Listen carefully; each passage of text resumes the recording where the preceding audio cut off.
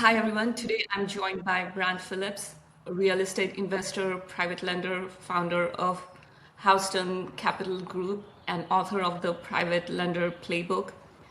His company has borrowed and paid back tens of millions of dollars to private lenders without a single missed payment. And it's a really pleasure to have you here, Brant. I think this will be a super valuable conversation for both lenders and borrowers. Thank you so much for your time today. Yeah, thank you for having me on, Sum. I'm looking forward to it. What stood out for me about your company was your company has borrowed and paid back tens of millions of to private lenders with 100% success rate. And what's one thing most borrow so it's very impressive that you've been able to do that without missing a single payment. So I think what would be valuable for most borrowers to know is what do they usually get wrong that almost it guarantees that lenders say no. Yeah, so that piece about we've paid 10,000 mortgages, we've never missed one, we've honored all of our commitments. I don't like to come across like I'm bragging, because that's not what I'm doing. Like, trust me, I'm not. But knowing, like, from where I started, when I started my business, it was from ground zero. I had nothing. My wife and I were living in an apartment. We had no money. And I used a credit card to begin my real estate investing journey. Not something I recommend for everybody, but it worked pretty well for me. But what I try to teach or enforce whenever that gets mentioned about we've never missed a payment, we've raised tens of millions of dollars, we've honored our commitment, is two things. Is one, for lenders, hearing that, like, there is proof of concept. There is proof that this works when it's done the right way, meaning as a lender, you can loan to an investor if they are the right operator and have long-term success. And vice versa, for people who are looking to begin a real estate investing career, you can absolutely build a career with and maintain your track record and your name and your reputation if you have a business plan that is sustainable. So that's what I focused on, is being fairly conservative, looking for low risk opportunities with still an adequate reward, but kind of staying in that space. So I'm looking to limit downside risk, to be honest with you. So, Suma, going back to your question about kind of, things that borrowers are likely to do, or how they're maybe likely to position themselves for a lender to tell them no. I would say, first off, they're much more focused on the deal and the opportunity and their own excitement, rather than what are the lender's concerns, and they probably haven't cultivated that relationship enough. So I remember when I first began raising money, I would see investors at some of these networking groups and events that we were going to, and you could tell kind of the overzealous investor that they were pitching a deal and very excited about whatever it was that they were working on. And that's fine. Like, it's good to have excitement and be excited and believe in what you're doing. But my private lenders, these are relationships, and there's a relationship cultivation that needs to be, that you need to go through and progress through to build that relationship. Because lenders, when you're looking to raise money, these lenders are coming from different backgrounds, different experiences, different risk thresholds. Some of them know very little about private mortgage lending, and some of them may have done hundreds of deals. So I would say that they probably put their focus on the deal and more of what's on it for them than focusing on asking their investors, their lenders, questions, and maybe paying more attention to some of the downside scenarios and some of the other, fear-based questions that lenders may have. They don't really go there. And disclosure is a part of this. And a lot of investors, I feel like, are fearful to disclose and talk about the risk. But I think that lenders, they need to hear that legally, And it engenders more trust. So I think not enough time is probably spent there. So if I understand correctly, they are more focused on the quality of deal rather than who the borrower is or who the broker is. Yeah, they're more focused on the deal and the upside, and they get this excitement, and that's fine, but they don't spend enough time cultivating that relationship with the lender and asking questions, and they're rushing to try to get to the closing table too quickly. And that brings me to my next question. And you're right about saying this, there's no Yelp for real estate investors. So how does a lender actually figure out if a borrower is legit? Okay, so it can be a little bit tricky. It can be a little bit tricky because they can't go on Yelp and look for, an investor and get their background. You can still go online. I recommend that they do that. Like, look people up on their social media, different areas, Facebook, LinkedIn, Instagram, what have you. This is, part of our process when we're interviewing a team member. So they can look online, but then they're just going to have to ask some questions. Ask those questions from the borrower. How many deals have they done?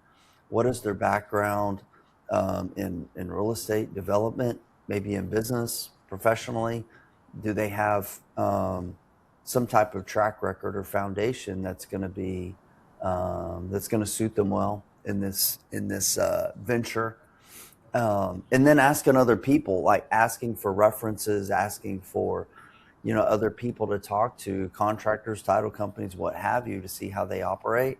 But it is a little bit tricky, and then you just got to take what information you can and kind of put it all together. And does it line up? Does that story play out, and that this is a person of integrity? And then you can ask for bank statements. You can ask for track record. I'm sorry, not track records, credit reports. And I always joke about this was, and I put this in my book, I wrote the Private Lender Playbook about, how to analyze a borrower. But very seldom does a private lender that we work with ask for a credit report. I think I've had one lender ask for my credit report, maybe twice, but it's extremely rare. It's extremely rare, and I used to joke about it because, I'll be honest, like I didn't do very well in school. Not in high school. I did pretty well in college because I had awakening, like I need to get back together. But high school, I barely got out, so I never got praised for my credit, my report cards. But now I've always kept a perfect credit report, but I don't get to brag about it. Hey, no one asked for my credit report, and I feel like maybe they should. And so for lenders, they just need to ask questions and seek information to whatever it takes to get kind of make them feel comfortable. This is very good information, especially for borrowers who are inexperienced. And even in school, we are not educated enough financially to prepare us for these type of situations. Yeah. This is valuable information to have. And apart from that, I also wanted to ask you, if a borrower is walking into a meeting with private lender for the first time, what are the top 3 things the lender is evaluating even before the deal is presented? Well, the first rule of investing, for lenders and for everybody should be, do you understand the investment? So I think the first thing that a lender is going to be analyzing is not really about the borrower, but rather about the deal. Do they understand the deal? Okay. So after they have understanding of it, assuming that they do, now you dig into, there's the deal and there's the dude or the girl or the female, the dudette. So that's all I always say is the lender's always looking at the deal and they're looking at who's the operator. Okay. So it first starts with the deal. That's technically their security. So I feel like it should go there. And that's what I do when I'm lending, and I'm talking to somebody. We're doing a couple of loans right now. One is with the gentleman I've never worked on or worked with. So I'm first looking at the deal. Okay, that's my first priority goes. And some people would tell you, oh, I'm an asset-based lender. Everything's about the deal. Well, what's more important, the deal or the borrower? To me, they're kind of on equal ground, because you can have an amazing deal, but if you got a bad borrower, it doesn't matter. Like, it doesn't matter. They'll mess it up. They're not going to be in integrity, all this kind of stuff. Who knows? Not for sure they'll mess it up, but to me, that's not a deal that I would pursue. So I'm looking for a good deal and a good operator, a good borrower. So when going into these meetings, I think that's the first thing a lender is looking at. Do they understand the deal? If not, their questions likely will and should go there to understand what they don't understand about the deal. And then the next would be the character of the person, their competence or ability to do it. What's the capital structure? What's getting into loan to value ratios? Are there other investors involved in this deal? Does the borrower have skin in the game? Things like that. And I'm asking this out of curiosity. If a deal comes through a broker versus borrower, does that have any influence if you already have a relationship with a broker, whereas borrower, you don't know them? When you say broker, do you mean a lender? Someone who is facilitating the deal between borrower and the lender. Oh, okay, I got you. Well, yeah, that can help. That can help depending on that relationship with whomever. It could help, but it may not help. It kind of depends on that relationship that broker has with both parties. But potentially, yes, that could help. Also, does a borrower with no experience but has great numbers on paper, do they actually get funded, or experience is kind of like non-negotiable?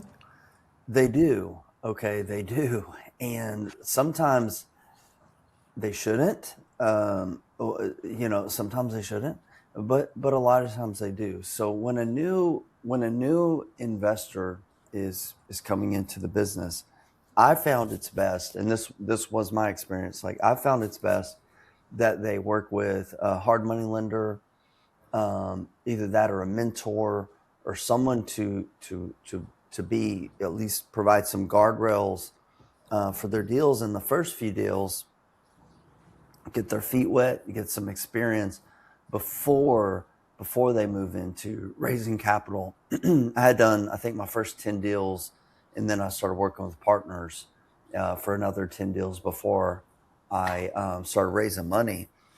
And that was very, very valuable learning that I had. So I do recommend that people get some experience. Mentorship, hard money lenders are essentially like a mentor, because they're analyzing your deals. They're not going to loan money to you on bad deals. They're not going to release funds early for rehabs, things like that. But that being said, I have mentored and coached people to do their very first deal with a private lender. Okay. They, say essentially they took the training wheels off the bike right away and rode it, and things went well. But what typically happens is if a brand new investor is coming to the market to raise money, either one of two things usually happens. Number one is they'll get lower leverage, meaning they'll pay really high rates from an experienced lender. That's essentially like hard money, and they'll get low leverage. Either they'll, like I said, they'll pay really high rates, or they'll have a lot of skin in the game, things like that. And that actually can be fine. Or an experienced investor, okay, will partner with a very inexperienced lender, and that's a really bad formula. To have an inexperienced borrower and an inexperienced lender is not good.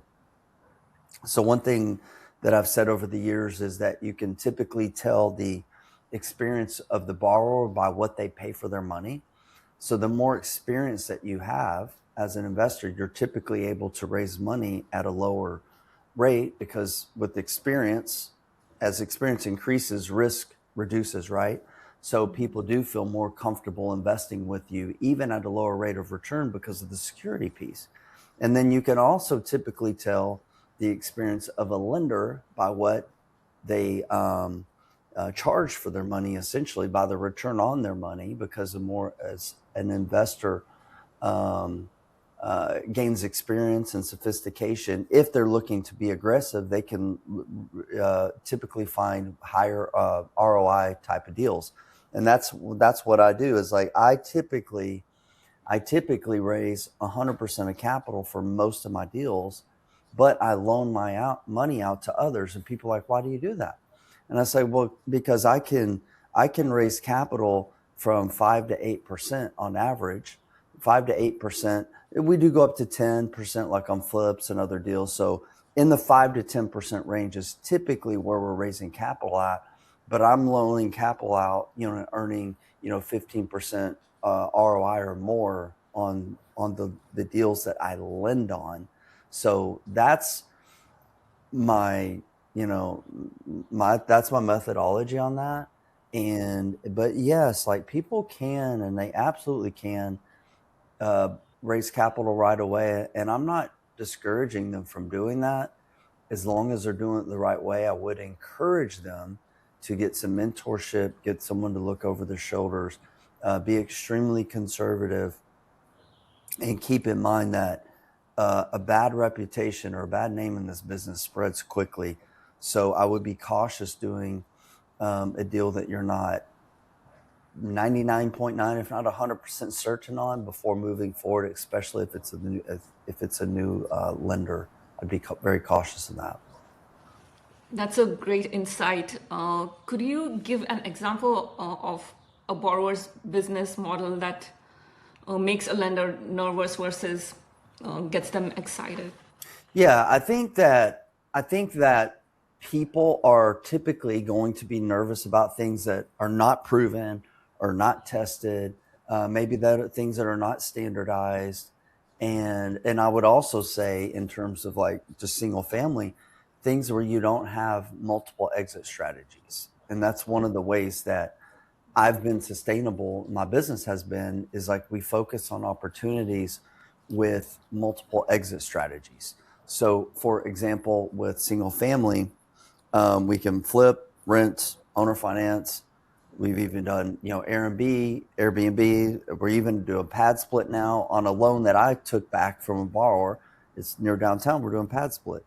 So I like to have multiple exit strategies with deals. And so that's something I think that makes lenders excited or more confident about, at least.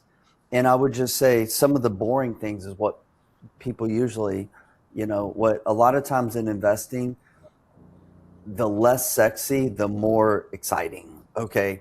Because what's sexy sometimes is like, oh, it's this new thing. No one's ever done this before. It's like, this is the newest, latest thing. And I'm like, I just kind of want boring and predictable. And that's what mostly my business has been, where medium price housing and below is our focus for flips, for rentals. We invest in mobile home parks and RV parks and land.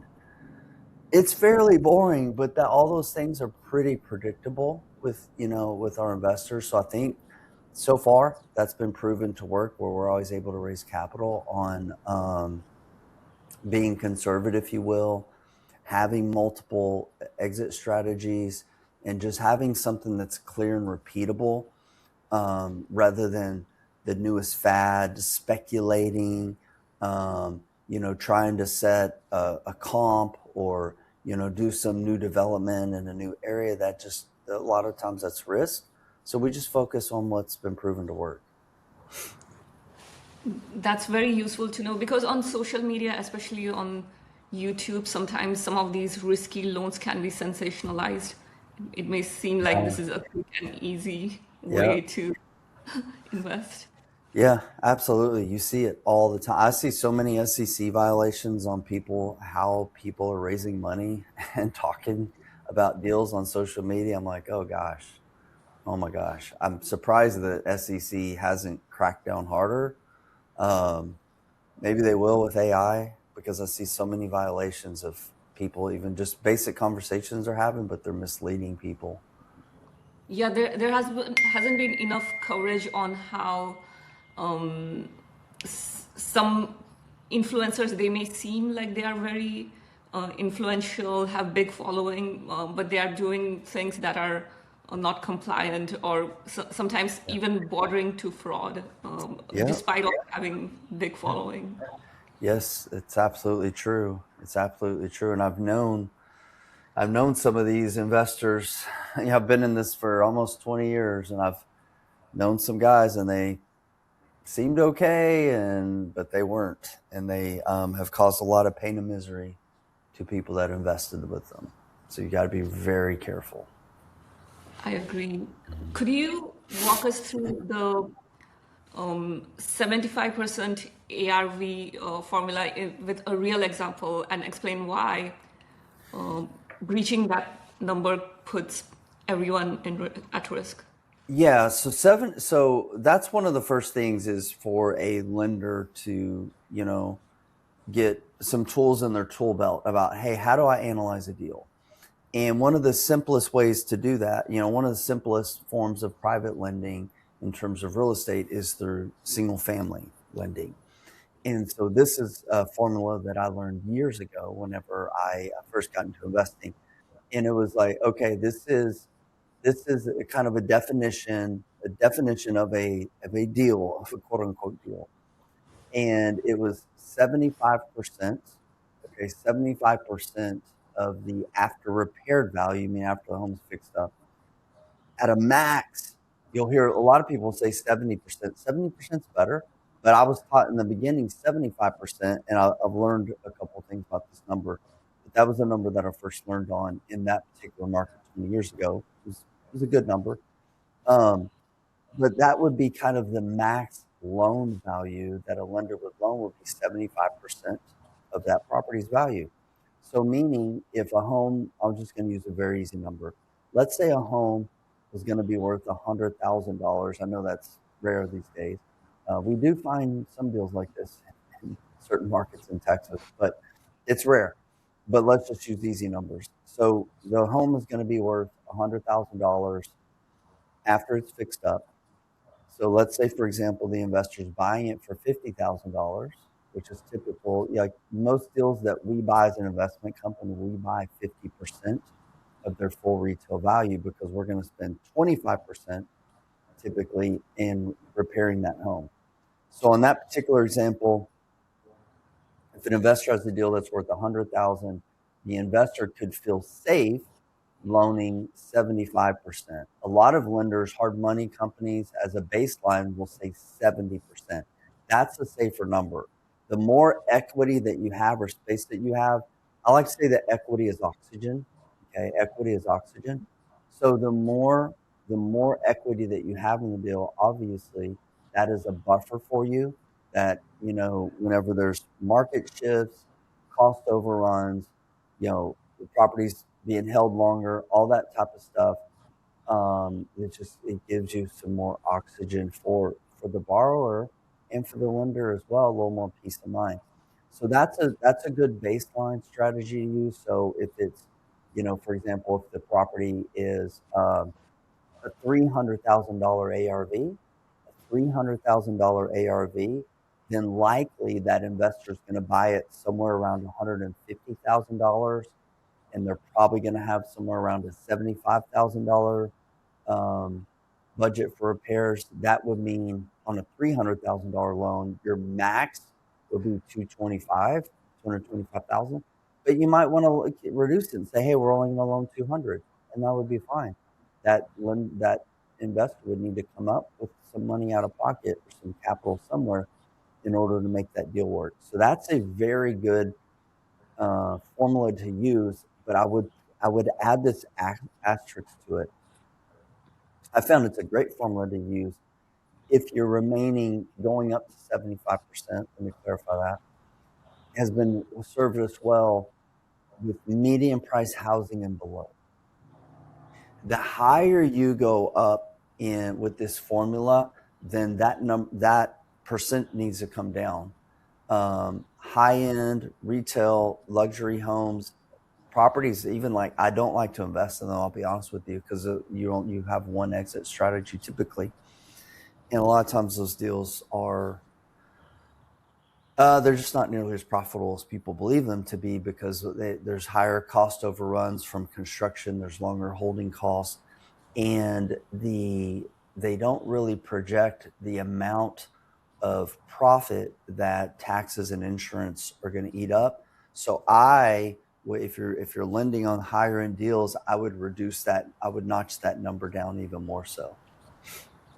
So it sounds like property type and exit strategy are two main influences on Yeah. the number. Yeah, absolutely.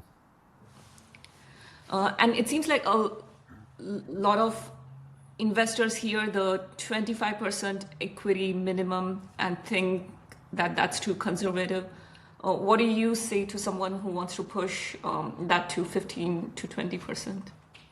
Yeah, well, this kind of ties into that other question about the 75% ARV. So that's the oxygen. And there's times and there's markets, I'm not going to lie, where we've been 80% into a deal. Okay.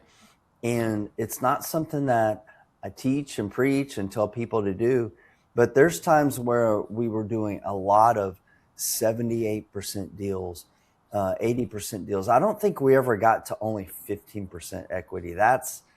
Those are really slim margins. And I will say, admittedly, that like we are putting ourselves in position to fail by not honoring some of the fundamentals that I teach and preach, is with that 25% equity deal. The only reason that we were doing kind of, a pretty high volume of them, I'm not going to lie, during the times of COVID when the market was absolutely crazy, and that was part of it. We knew the market was absolutely crazy. There was pandemonium.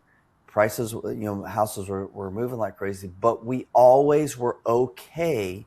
This is really important on our lower equity deals. And this is what I would tell my lenders, is that we were always okay with these deals if they didn't sell and they didn't move. And we had to hold them as a rental, or we have a backup strategy to owner finance them as well. So we're really making a lot of profit on our interest rate. Okay. That being said, there has been a lot of press, information on social media and the news as well about all this sub 2 investing and investors taking over financing with no equity or low equity deals. And there's been a number of investors that have gone out of business and have left a trail of tears for a lot of people. So my thought is, I would, as a business model, I would say, no, it's not going to be sustainable.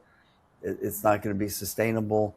There are some opportunities. I'm not going to tell you that there's not, where you can make money.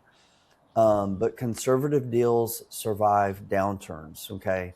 The more aggressive and the more further away you get from principles that have been proven to work, that you're going to take hits and you're setting yourself up, to fail.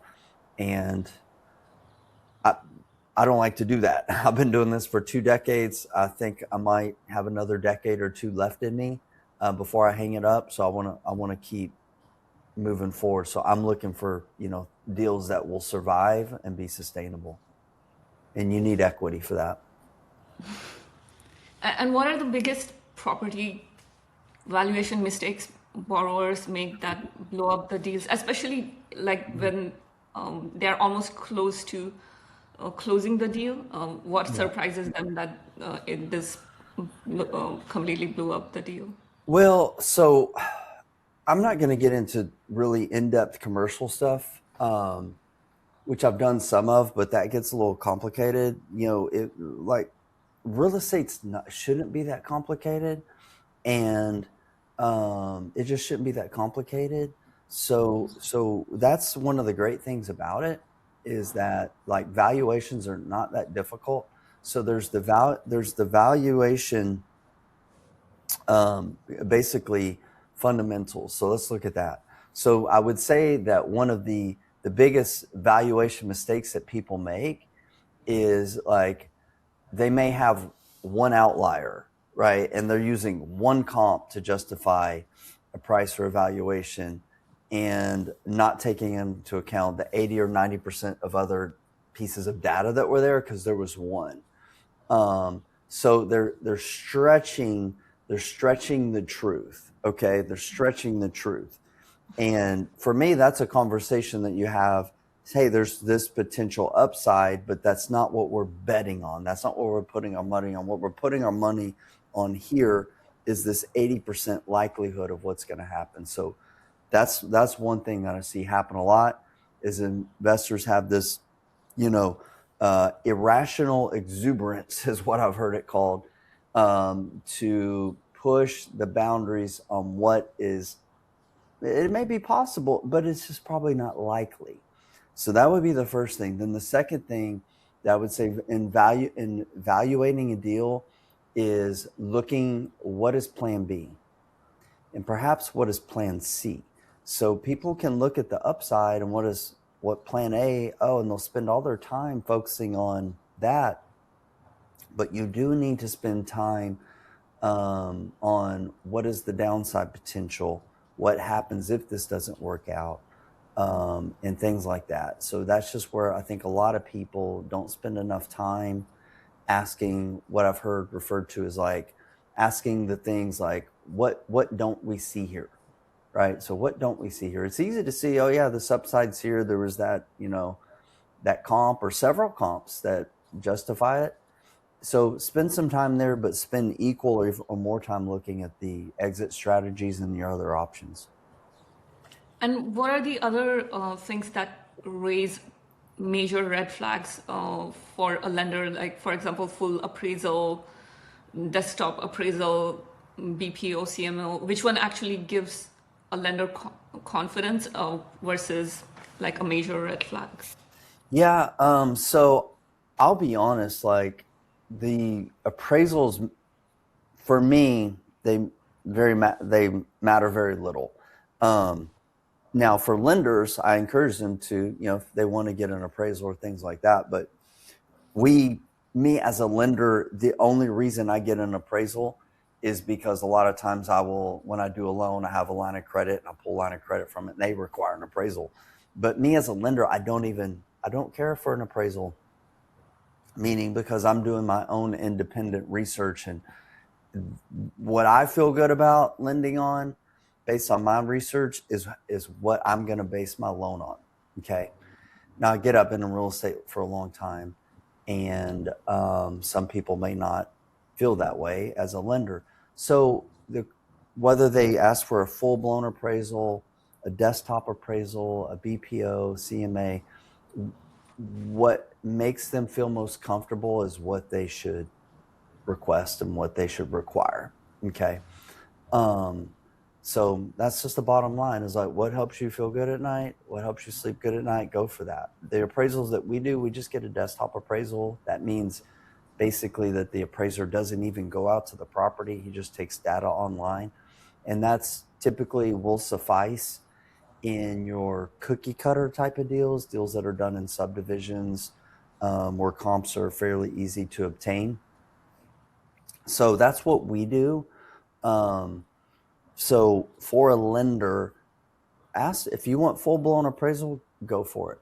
Request it, and I would say that should be at the borrower's expense because it's their deal. But a lot of times, oftentimes a BPO or basic CMA will suffice, but it also depends on the lender's experience and knowledge of real estate as well. And is this more common in private lending where things change from lender to lender a lot more? The preferences are a lot more different. Absolutely. Yeah. Like banks, hard money lenders, they've got their standardized procedures, but private lenders, they may not know the difference. They may not even know what a BPO is, So yeah, there's it fluctuates quite a bit with lenders on what they would require and request. Also, you use the tortoise and the hare analogy to explain why chasing 12% returns can actually make a lender less money than accepting 7%. Could Yeah. you elaborate more on that? Yes, yes. So I used to do a lot of speaking about private lending, and when I was promoting the Private Lender Playbook, and I had a recurring lunch and learn event that we're putting on for private lenders, and there is that irrational exuberance. Okay, so a lot of lenders will come into lending and they hear some stories of how they can make 12%. And for some lenders, that's very exciting to them, which I understand. And so I was trying to teach this concept, though, of why they may want to consider the lower interest rate to get them to the destination that they want to get to. And here's why. It's because if a lender is loaning at 12%, 14, 15%, whatever it is, like a very high interest rate, well, typically with the higher return, there's higher risk. Okay, there's higher risk. And so higher risk versus lower risk is good, preferred. And then also with a higher interest rate, there's a higher churn. Meaning a 12% interest rate is typically going to be on a short-term deal. An investor's fixing, flipping it, right, borrowing money for a little bit, and then he's getting out of that money, refinancing it, sending it back to the lender. So what would happen was, I was talking to, when I was really raising a lot of capital, I was talking to a lot of lenders and talking to them about, what they're investing in, what they're looking for, things like that. And there were several lenders that did a few deals, a deal here, a deal there at 12%. But because they weren't super active, they were really looking for a passive investment, but they were loaning on 12% deals, and their money would be out for 2, 3, 4 months, and it would come back. And this happened multiple times, where I was talking to a lender and they had received their money back, and it had been like 6 months, and they hadn't reinvested it. Why? Because it takes time. It's a lot of effort to meet a new borrower, analyze the deal, all that type of stuff. And then a lot of times deals bust out. They don't go to closing for various reasons. So now they're, committed to a investor, and that deal, busts out. It doesn't go through. So what I found who was really doing well in terms of private lending were my lenders that were loaning to me on some of our rentals, perhaps our mobile home parks, things like that, or owner finance notes at, say, a 7% interest rate, but their money was continuing to work. So they were avoiding all those stops. It only takes like 2 or 3 months of 12% not being deployed in the market for 7% to outpace it, okay? And then you take into consideration if it's a higher risk deal and they had to take a property back, like a foreclosure, even if it's a deed in lieu, now they've lost that momentum. So not for everybody. Like a lot of lenders, they want to treat this like a business. They want to be very active, and they're okay with the churn. If that's you, then I would say go for it. You can earn really great rates of return. But if you're looking for something that's passive as a lender, you might want to consider that lower interest rate in exchange just for the opportunity to have your money working steady moving. That's that consistency. That consistency is where the growth is going to be over the long term. And I know that's what the goal is for most people. It's nice to earn that real high interest rate of return, but if the money keeps coming back to you, it's a lot of work. That's very insightful, sort of zooming out and seeing the long-term play, how Yes. it all plays out, rather than getting stuck Yep. in a short-term goal. Yeah, absolutely. And switching back to from a borrower's perspective, as a borrower, how do I know if the rate I'm being quoted is fair? What's the range I should expect? Well, so the range, I try not to say like a rent, like what is typical in private money, I would say is 7 to 12%, somewhere in there. So we can say like somewhere around 10% is where you can focus on and say, hey, I would really ideally like to be under 10% because, well, to be honest with you, nowadays, like I see hard money lenders offering 9 or 10%. So maybe it's lower. But what I would say is like for a borrower, you're looking for numbers that make sense. Okay, that make your deal doable and sustainable, and like, hey, these numbers need to make sense. And when it comes to working with a private lender, the same thing needs to be true, right? They're looking for a rate of return for a deal that makes sense for them. So the equation that we're looking for really is win-win or no deal. Like I'm looking to create to feel like, hey, I'm great on this deal. This is a win for me. I'm excited to move forward. And I want my lender to feel like, hey, this is a win for me. I feel great. I'm excited to move forward because, like, this is taking from Stephen Covey, win, lose, that's no deal. I don't want to do a deal where I think I'm losing because this lender's gigging me on points or interest or whatever, and my deal's not good anymore. I don't want to do that, and neither should the other person. So what I've always encouraged people who are raising money to do is, when they're meeting lenders, talking to lenders, is just ask open-ended questions, right? And what the bottom line number comes down to, I remember this years ago when we were talking to a lender, and a friend of mine I was learning how to raise private money with him. We were doing deals together, and so we started talking to private lenders. This is the very beginning of my investing career in terms of raising money. And I remember he took the approach to ask open-ended questions. And this one particular lender we were working with, he said, we went through a conversation, presentation, if you will, a little bit of just sharing, explaining what we do. And she asked, well, you haven't mentioned, what's the return? What's the rate of return that, I would receive? And we didn't have an established rate of return, because what we had always ask our lenders is like, well, what are you seeking? What would you be happy with? And so we asked her that, what rate of return would you be happy with? And she's like, well, to be honest, like I'm getting 1% from my bank CD. I'd be happy with 5%, and we're like, well, if you'd be happy with 5%, we'd be happy with that, and we could proceed. And we were very happy with that, and she was happy with that. So I would like not paint yourself into a corner. Find out what people are happy with, and then even at that point in time, some people would say, well, you took advantage of someone because you only paid them 5%. But I would say also that I remember in the beginning when I was raising money and I was talking about we can pay 10, 12, 15% because that's what the rates we were paying were.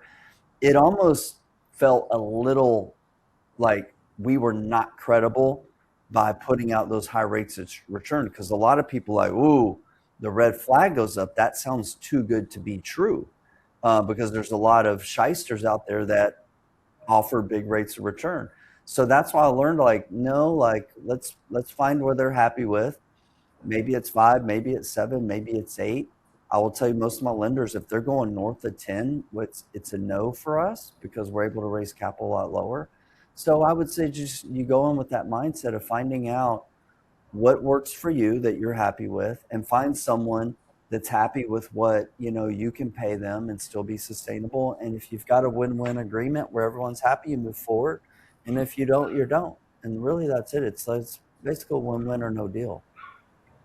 And does it also fluctuate based on what's going on in the overall market? Absolutely, it does. Absolutely, it does. And it's always fluctuating a little bit here and there. Absolutely. And what happens when a lender's rate is too high and the borrower walks? Yeah, so that be okay with that.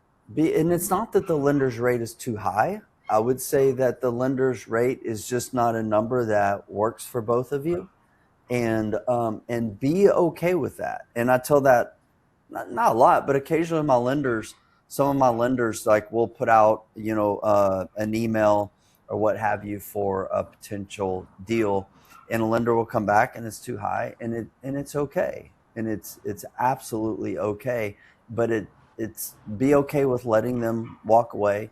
And I tell this to lenders, or when I'm speaking on occasion, is like I want them to feel good about being too, their rate being too high for me, because I as a lender, their job is to get the highest rate of return on their money, right, with the lowest amount of risk. That's what you want your money to do. Your money is going to work for you, and ideally it should earn the highest rate of return with the lowest amount of risk, and you send it in that direction.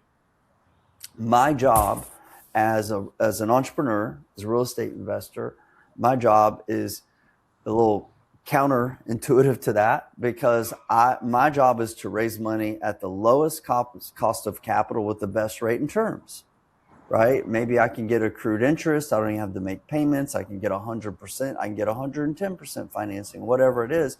That's my job. That's my financial responsibility as, a husband, a father, an employer for my employees. The better that I am at raising capital at lower rates and terms, the more profitable that my company is, the more sustainable that I am. So what I say is, like, I'm looking for the lowest rate of return. I apologize if you can hear the dog yapping in the background.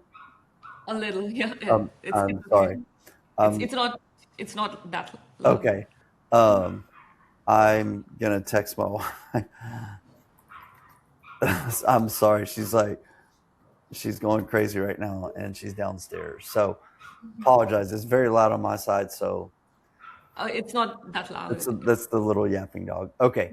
So I lost my train of thought there. Okay. So when it comes to these types of scenarios, like, I applaud my lenders for, not investing with us and looking for, a higher rate of return, because that's their job also. So what it comes down to is, I know we have like, our goals are going in the opposite direction. I'm looking for lowest possible. You're looking for the highest possible, and that's okay. If we can find a middle ground where we're both good at, hey, I'm good, then let's move forward. If we can't, then we just don't, and we don't. And I tell lenders all the time, and I do some consulting and coaching, if you will, with lenders that come to me because I've got this opportunity to get this high rate of return. And I'm like, you should explore that. Let's look at it. Let's look at the risk here. So I would just say no if the rate's too high, but say it in a way where it's a positive thing. It's an educational thing. And like that's how I handle those things. And when it comes to origination points, should a borrower negotiate them, or is that a bad look? Everything, I think, is negotiable, and it should be, because going back to that conversation, once again, lenders want the highest rate of return possible with lowest risk. Borrowers, investors want the lowest rate of return, right? And or the lowest cost of capital. Lenders want high return on their capital. So once again, it's one of those things that you need to negotiate. My lenders that are not charging a point, I like to say they're VIP and they move to the front of the line, versus some of my lenders that I've paid a point and they were accustomed to making a point. I still work with them, and they have a VIP status too. So I'm not going to say that other people always move to the front of the line, but I look at it, I'm balancing profitability, relationship, and things like that. But it's absolutely something that should always be discussed about, if points are going to be a part of that loan or not. If a lender's seeking points, I know when I'm lending, I'm absolutely seeking points, but I'm lending to your newer investors, higher risk type of people, just because of their lack of experience. So that's what I'm looking for. And if they're looking to not pay points, then it wouldn't be a deal for me, and that would be okay.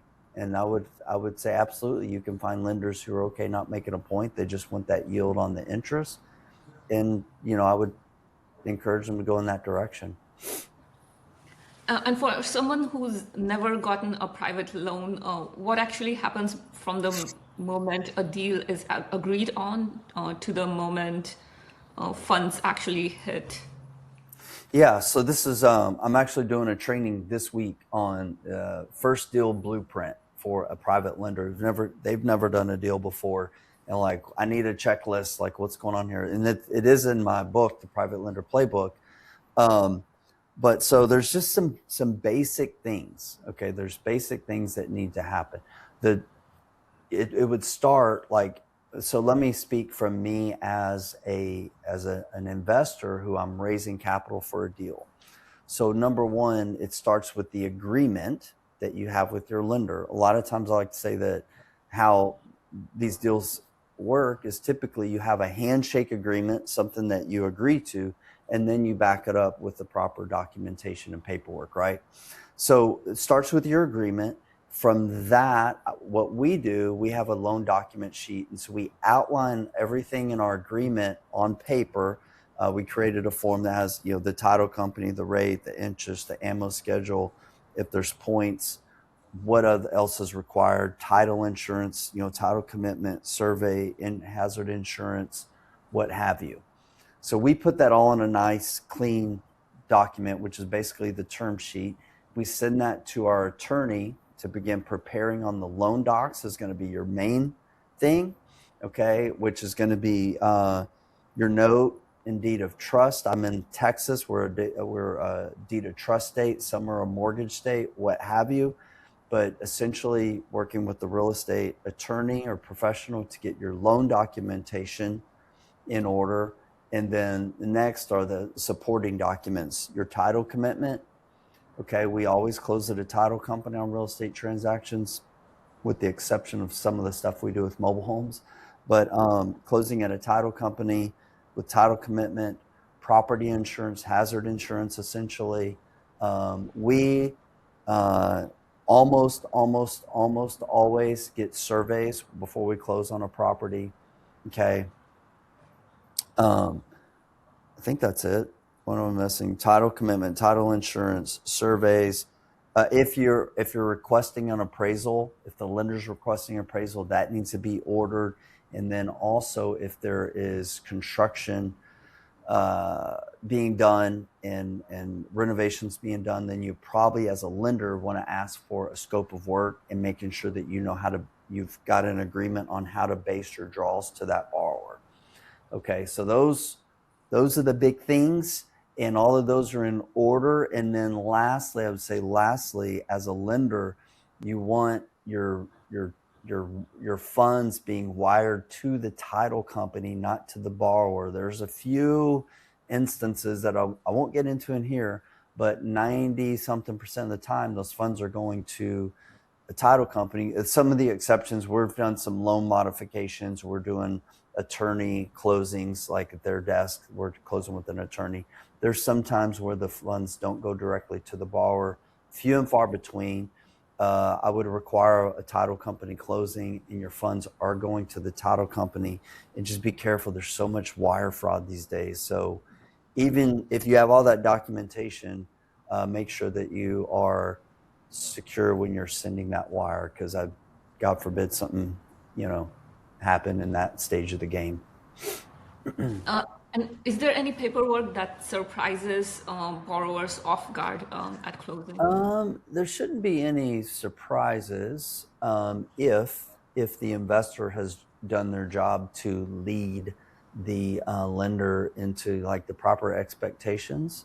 Okay, so you want to try to prevent that, but as a lender, requesting to see everything before closing would be helpful. Also, getting your ducks in a row as a lender would also be good. Meaning, are you going to require a personal guarantee? Are there prepayment penalties? Do you have like minimal interest type of guidelines? things like that, like who's paying the legal fees, which should always be the borrower, in my opinion, if it's their deal. But you don't, yeah, there could be surprises in the beginning, but not if you ask the right questions ahead of time.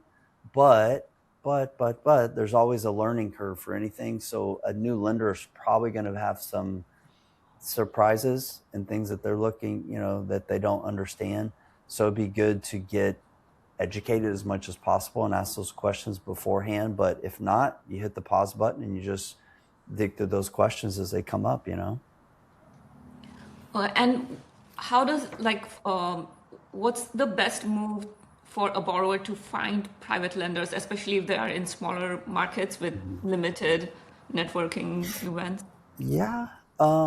Yeah, I could potentially see that being a little more challenging if you're in a smaller market. Definitely there's probably not going to be as many networking events. So you either have to, if you're in a smaller market, pull yourself into a bigger market, meaning either physically go to some bigger markets that are, within driving distance, most likely places that you can get to consistently to talk to people. Number two would just be find out where the money's at, because even in small markets, there are people with capital, and there's people all around.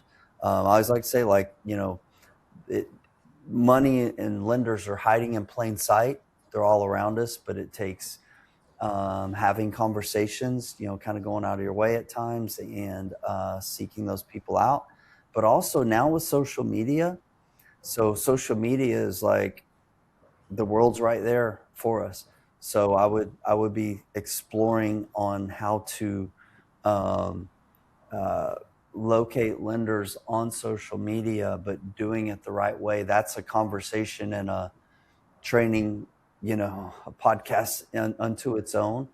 And but my quick tip for investors out there that are looking to raise money is like, spend a little time finding out what SEC violations are and do everything to avoid them. And the biggest thing that I learned when I started, educate myself on that was like, we could educate all day long, every day of the week, and it's never a violation to educate people. So when people look me up on YouTube, things like that, whenever I'm talking about capital, I'm talking about deals, things like that, it's all an educational basis. I'm not looking to raise money. I'm not making offers, not making pitches, not telling anybody this is safe, easy, no risk, guaranteed. Nope, not doing that.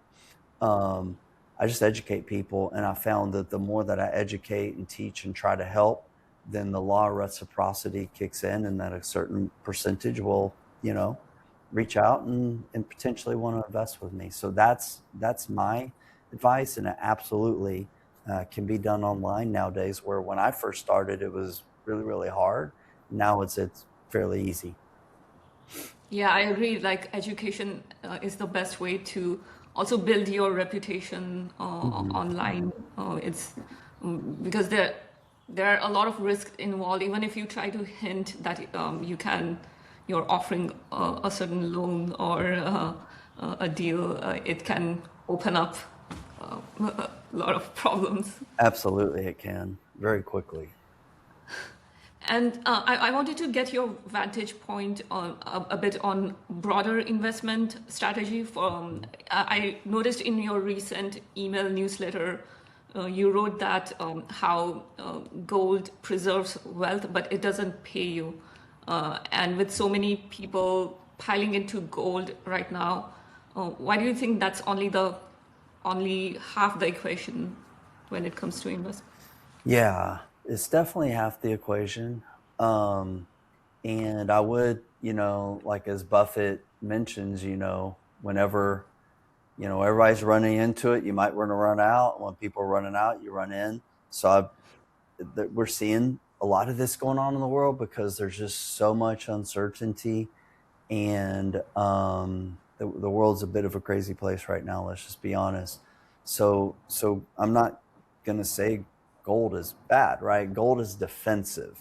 I have some money in some gold. I have some money in some silver.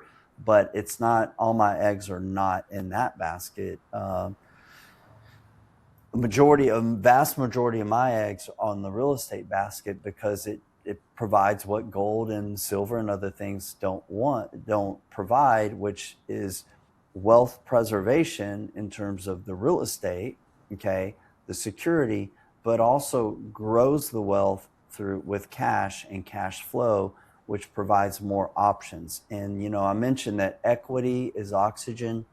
When we're doing a deal, we want oxygen. We want to be able to breathe. And another way that we breathe is with cash, right? And so we got to look at if what I'm doing, in my business, with my health, even in relationships, I'm like, is this what I'm doing? Is it sustainable? Will it sustain me to grow and expand for years, decades to come?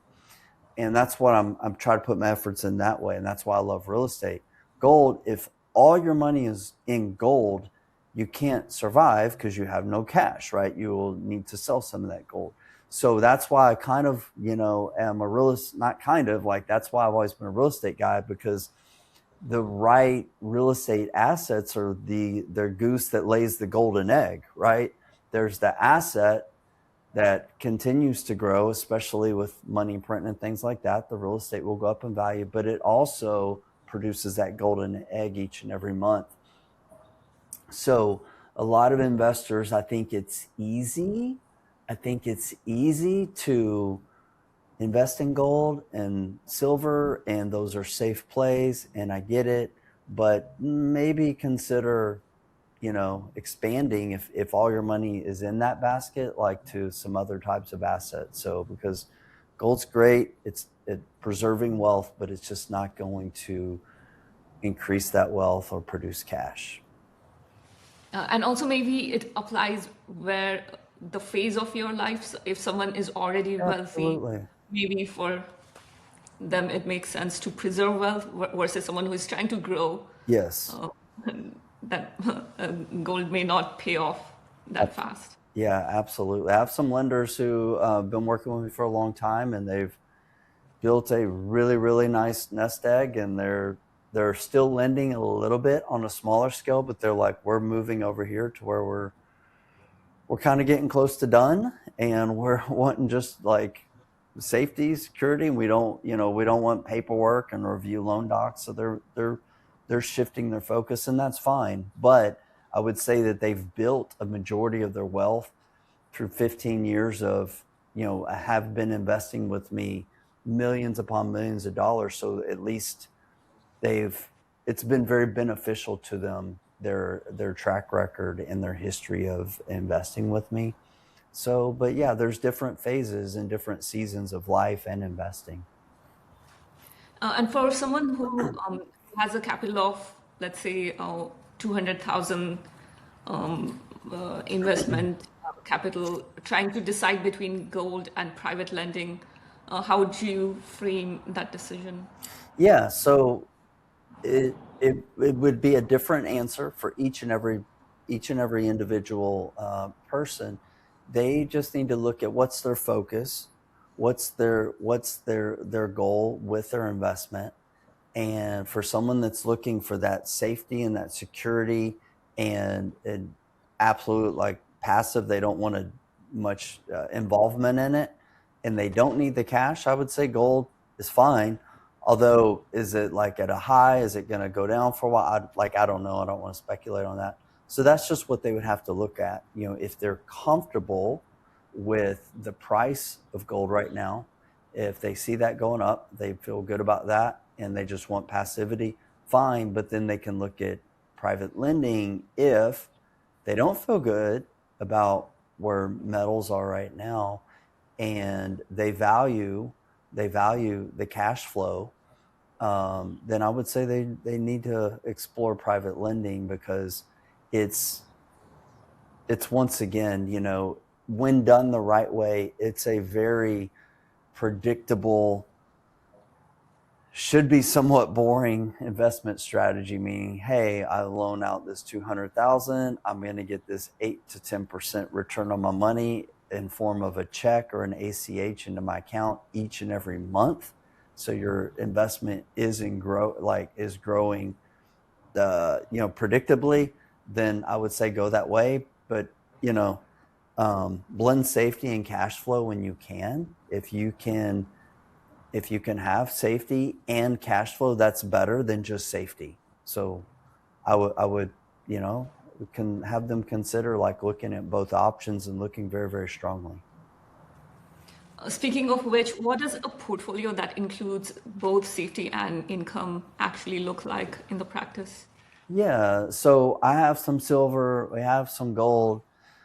Not a big crypto guy, but we do.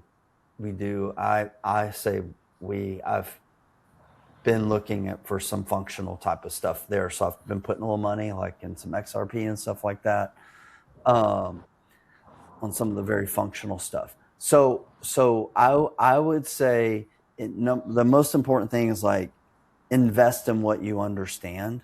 Okay. And for those of you, everyone, most people understand gold, and that's why a lot of people invest in gold and invest in silver, because it's very easy to understand. So I would say that a balanced though portfolio, you don't want to put all your eggs in one basket, is what most financial advisors would tell you to do. But I would also say that I would counter that by saying that one of my mentors said, put all your eggs in one basket and make sure no one tips over your basket. So for those lenders that are really seeking cash flow, the safety, I would say, what does that portfolio look like?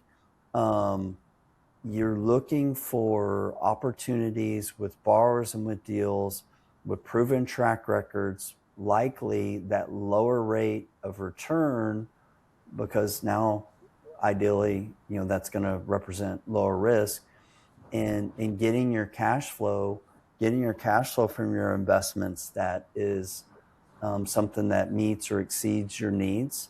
And now you can begin to redeploy and reinvest that cash flow into other investments.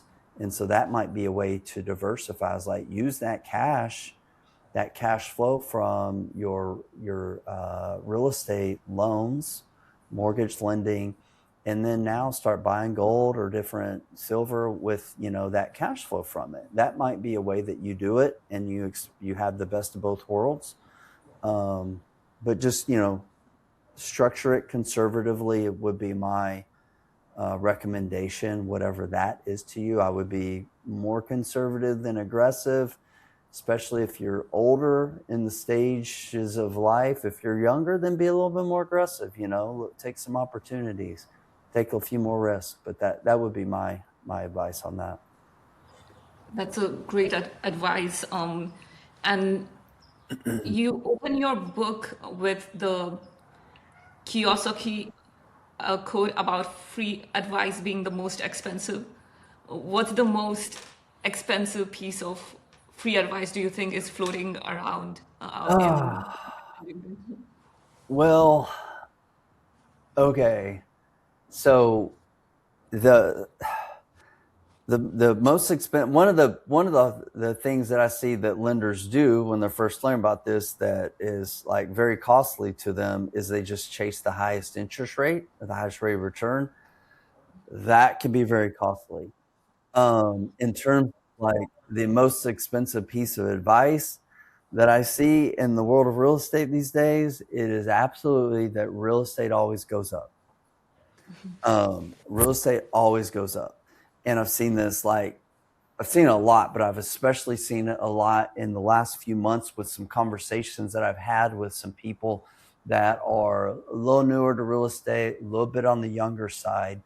This is what people have been in real estate for 10 or 15 years, ever since 2009, essentially.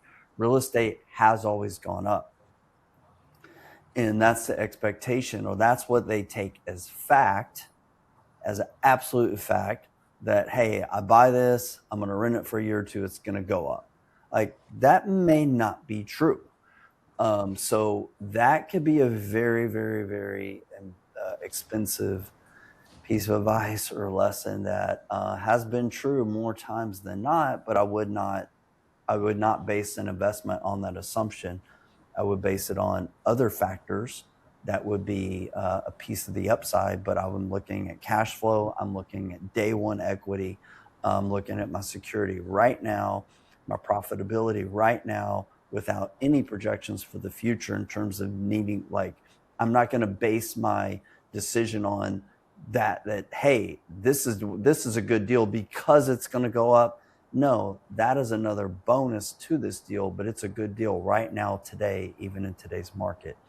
So that is the biggest piece of advice I hear going out there, is that, real estate's always going to go up, things like that. But lenders, in terms of a lender, it's just the expensive thing. The thing that I think is very costly is just taking the highest rate of return over other opportunities that would have been more little, conservative but safer for them. I think that's a really great point, especially during this time, because so much is changing with things like AI. You never know what the market can be like in near term. Things could change in matter of months, if not a year. Absolutely. I think we may be seeing some changes here coming soon as well. And if you could go back and give yourself one piece of advice before your first private lending deal, what would that be? Yeah, so I remember this was, I think, the end of my third year in real estate. And I had, my first year I bought 10 rentals on my own with a credit card, a hard money lender that I was able to borrow close to 100% on all my deals, and I would refinance those. Year two, I put together some small partnerships, continuing buying rentals in those partnerships. And then year three is when I broke apart I kept my partnerships intact, but I began raising money and going back on my own and raising private capital and doing deals, while at times still using a hard money lender. But during that year three, essentially, is when it was that I, as an investor, felt very not as confident as I didn't feel confident. I felt like I was a beggar, and I just felt, I lack confidence when I was talking to lenders, and I didn't like that. And I just, I was learning and I was growing and things like that. But I remember this conversation that I had is the end of year three. And I'll take a step back, and I always knew my heart was like, when I began raising private money, my wife, I told her about some of my wins, meaning I had some commitments from lenders, and she was like, man, that's great. This is so exciting. And I remember whenever I began having lenders commit and say yes to me, I did not feel excitement. I felt maybe like 1% excitement, but I felt a heaviness or responsibility and a weight, like I have to do everything that I can to protect their investment. And I remember telling my wife, whenever we had these commitments, I'm like, yeah, it is great, it's good, but I told her about the heaviness that I had, and I said, if anything were to happen, we'll sell our house, because we had moved out of our apartment. We had our own house now. I'm like, we'll sell our house, we'll sell our assets, which was real estate, to protect our lenders, because I'm going to make sure anything that I borrow, I'm paying back. So that was always my mindset going into this.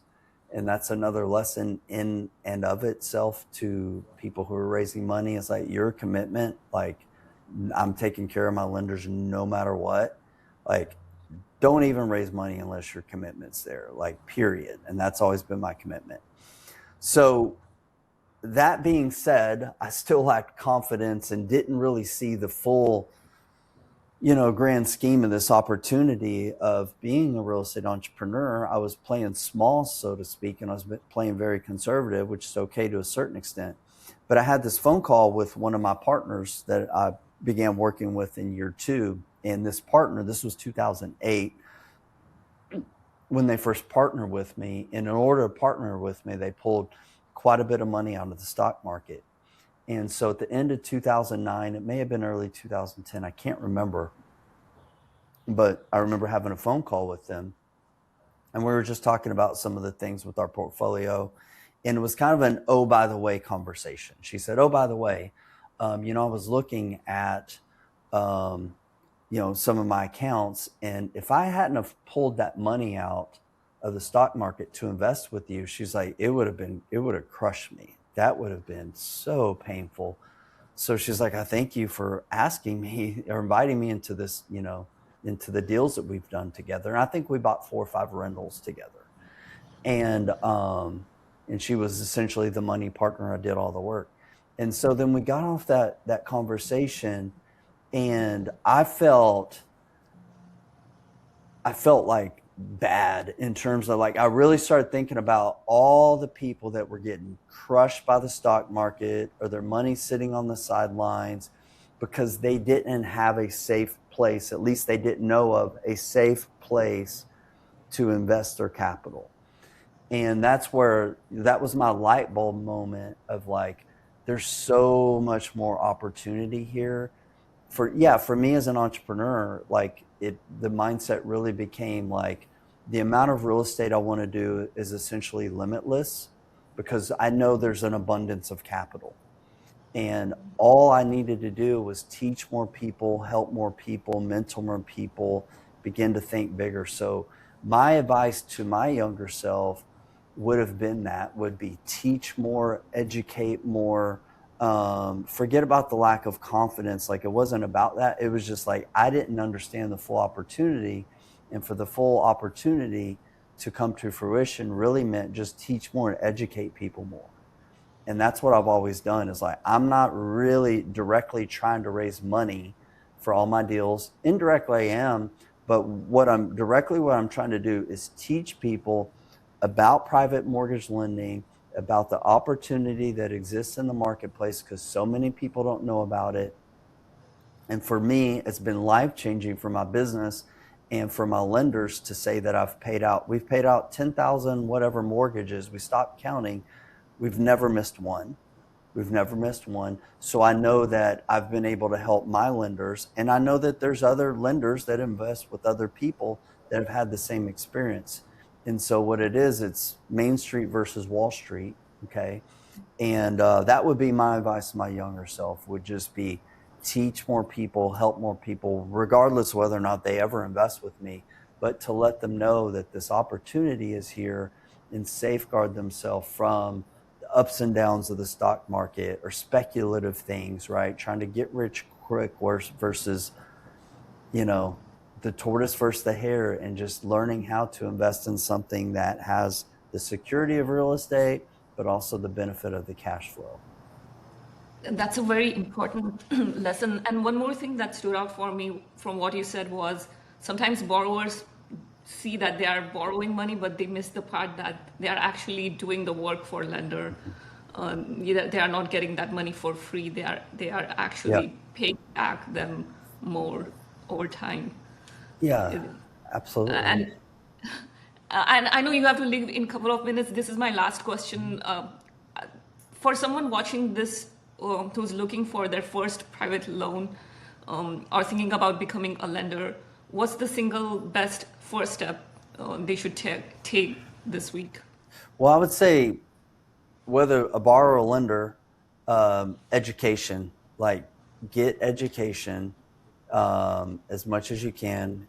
Get educated about what you're looking to invest in. Maybe some mentoring, some coaching, what have you. If you are a borrower, then I would also make sure that your commitment is at that 110% level, that whatever you agree to with your lenders, that you're going to over deliver, that you're going to be committed no matter what, even if it goes sideways. period, you're going to repay that lender back everything. And so that credibility is established, and that commitment, I should say, is established before asking for money. If you're a lender, also get educated, read some books, go on, online on YouTube, what have you. Talk to other experienced lenders, people who've done it before. Talk to them, figure out what's worked for them, what hasn't worked for them.